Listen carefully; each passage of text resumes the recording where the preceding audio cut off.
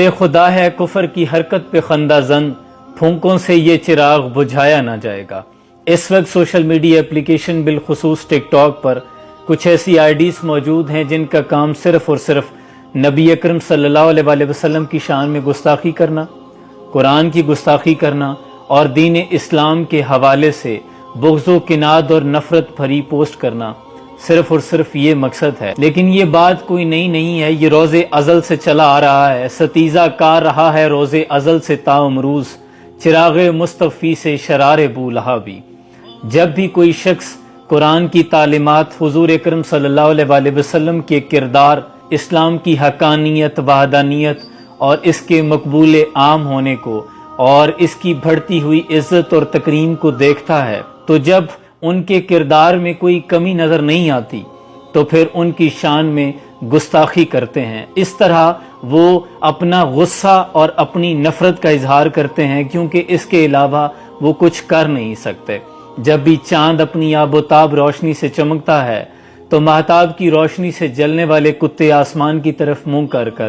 ازل سے بھونکتے آئے ہیں، لیکن ان کے بھونکنے سے نہ تو چاندنی کی روشنی میں کوئی کمی آئی ہے اور نہ ہی چاند نے چمکنا چھوڑ دیا ہے۔ وہ تمام لوگ جو ان پوسٹ کو دیکھتے ہیں، یقیناً میرا دل بھی پھٹ گیا تھا دیکھ کر،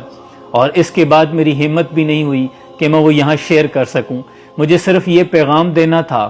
کہ آپ لوگ اگر اس طرح کی کوئی آئی ڈی دیکھیں تو آپشنز میں جا کر اس آئی ڈی کو رپورٹ کر دیا کریں، لیکن خدا را اس آئی ڈی کو کسی بھی دوسرے کے ساتھ اس مقصد سے بھی شیئر نہ کیا کریں کہ اس طرح کی کوئی آئی ڈی موجود ہے، کیونکہ یہ جو سوشل میڈیا کا الگوریدم ہے، جب آپ کوئی چیز شیئر کرتے ہیں تو وہ آپ کی نیت نہیں دیکھتے، وہ صرف یہ دیکھتے ہیں کہ کتنے لوگوں نے شیئر کیا ہے۔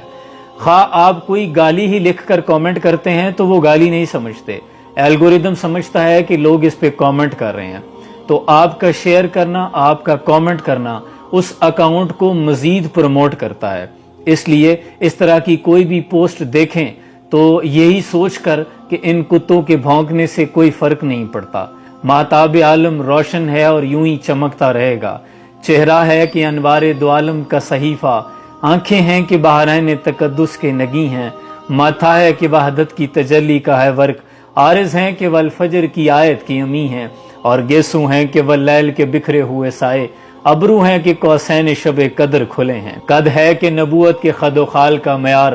بازو ہیں کہ توحید کی عظمت کے علم ہیں، اور باتیں ہیں کہ طوبا کی چٹکتی ہوئی کلیاں، لہجہ ہے کہ یزداں کی زبان بول رہی ہے، خطبے ہیں کہ ساون کے امڑتے ہوئے بادل، کہ رات ہے کہ اسرار جہاں کھول رہی ہے، خرد سے کہہ دو کہ سر جھکا لے، گما سے گزرے گزرنے والے، یہاں خود پڑے ہیں جہت کو لالے، کوئی کیا بتائے کدھر سے آئے کہاں گئے تھے، سراغ عین و متا کہاں تھا، نشان کیف و الا کہاں تھا، نہ کوئی ساتھی نہ کوئی راہی، نہ سنگ منزل نہ مرحلے تھے، کمان و امکان کے جھوٹے نقطوں تم اول آخر کے پھیر میں ہو، محیط کی چال سے پوچھو کدھر سے آئے کہاں گئے تھے، کوئی حد ہے ان کے عروج کی بالا غل و لاب کمال ہی، ان کا ذکر بلند ہے اور وہ ہمیشہ رہے گا۔